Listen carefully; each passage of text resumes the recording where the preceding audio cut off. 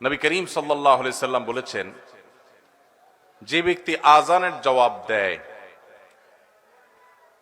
ওই ব্যক্তিকে আল্লাহ রাব্বুল আলামিন মুয়াজ্জিন আজান দিয়ে যে পরিমাণ সওয়াব পায়, আজানের জবাব দিলে আল্লাহ তাআলা তাকেও সেই পরিমাণ সওয়াব দান করবেন।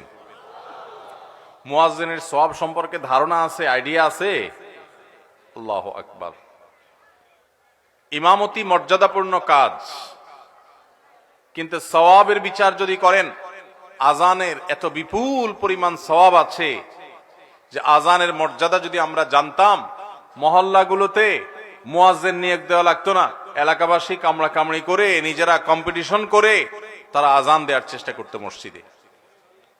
ভাইরা আমার, মুয়াজ্জিন যখন আজান দেন, মুয়াজ্জিনের আজান শুনে যত মানুষ নামাজ পড়তে আসে, সবাই যার যার নামাজের সওয়াব তো পাবেই।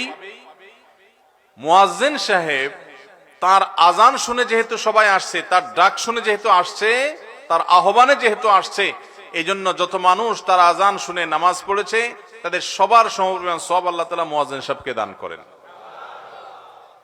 দুনিয়াতে মুয়াজ্জিন সাহেবের দাম আপনার কাছে ৫,০০০ টাকা হইতে পারে, কিয়ামতের ময়দানে মুয়াজ্জিন সাহেবদের দাম অনেক বেশি। আপনি দুনিয়ার মিলিয়নিয়ার বিলিয়নিয়ার হতে পারেন, আখিরাতের বিলিয়নিয়ার মিলিয়নিয়ার হবে এই সমস্ত মুয়াজ্জিন সাহেবরা।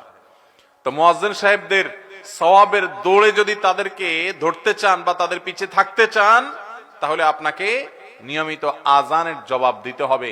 আজানের জবাব কিভাবে দিবেন? কুলু মিসলা মা ইয়াকুলুল মুআজ্জিন।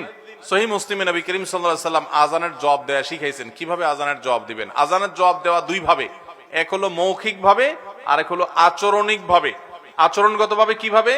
মুয়াজ্জিন বলেছে হাইয়া আলাস সালাহ, সালাতের দিকে আসো, আপনি সব কাজ কাম ফেলে সালাতে চলে গেলেন। এটা হলো আসল জবাব আজানের, এটা হলো আচরণগত জবাব, আমলি জবাব। আর মৌখিক জবাব কোনটা? মুয়াজ্জিন যা যা বলে আপনিও তা তা বলবেন। মুয়াজ্জিন আল্লাহু আকবার বলে শেষ করলে আপনি আল্লাহু আকবার বলবেন।